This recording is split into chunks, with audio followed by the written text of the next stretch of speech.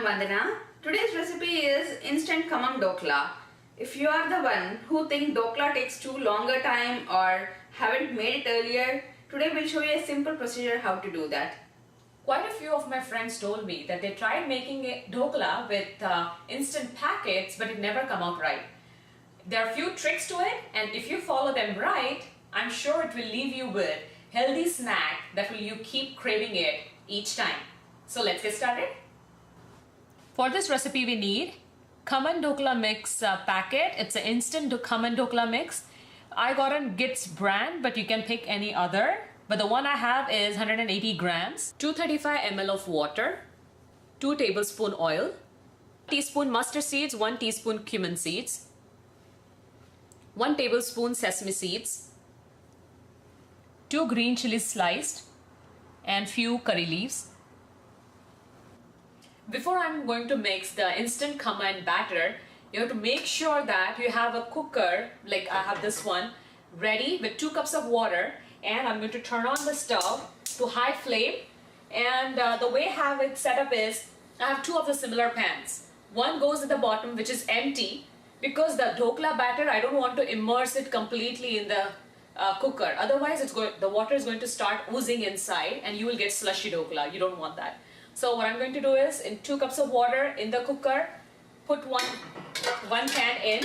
That gives support. You don't have the similar ones, that's fine. You can take any other pot. Make sure it gives you some kind of sturdy balance, and then you can put the batter goes actually in the top one. I'm going to go ahead, maybe add a teaspoon of oil and spread it across just by hand. Make sure it just coats even layer on all the sides. And ready to go inside the cooker. Even if it's a little wobbly, it's fine. The dokla batter is going to have some weight and it's going to make sure that it stays stable. I've transferred the contents of the packet in a deep bowl. Give it a stir and make sure there are no lumps. And now I will add oil and start adding in water, but you have to make sure you continuously keep whisking it.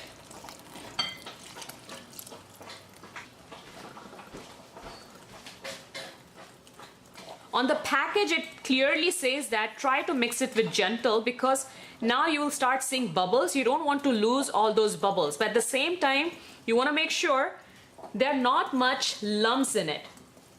The flour is really incorporated well. Looks like the batter is mixed in. Now I'm going to pour it in the cooker. Now I'm going to start pouring this batter. Look how many bubbles are there. Take a spatula and scrape the remaining. You don't need to cover this dokla with any lid inside. Straight away goes the lid. I've started the timer to 15 minutes so that it gives me a reminder after 15 minutes it's done. Make sure that you don't put the weight at the top of the cooker. We have a small pot heating up with 2 teaspoons of oil, and I'm going to make a seasoning.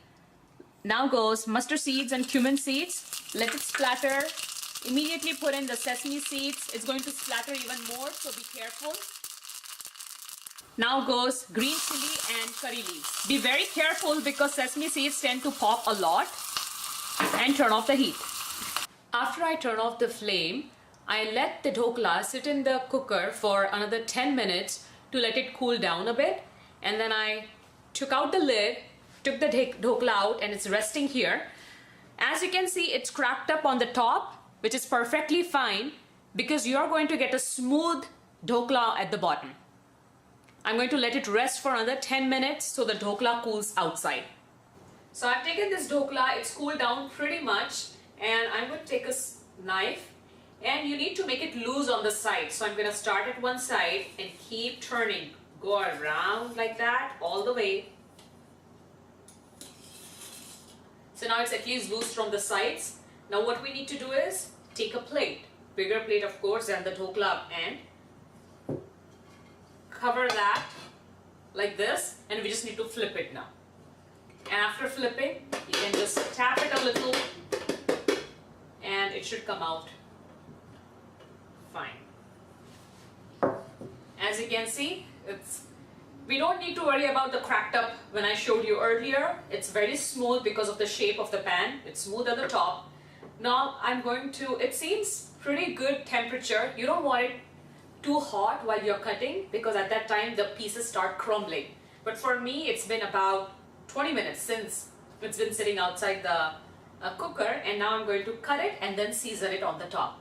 The khaman dokla is ready, and we went ahead, seasoned it with the seasoning we made along with some chopped coriander. You can eat this khaman with green chutney or even tamarind chutney if you like. Thanks for watching Jhatpat Kitchen. We'll see you again with the next recipe.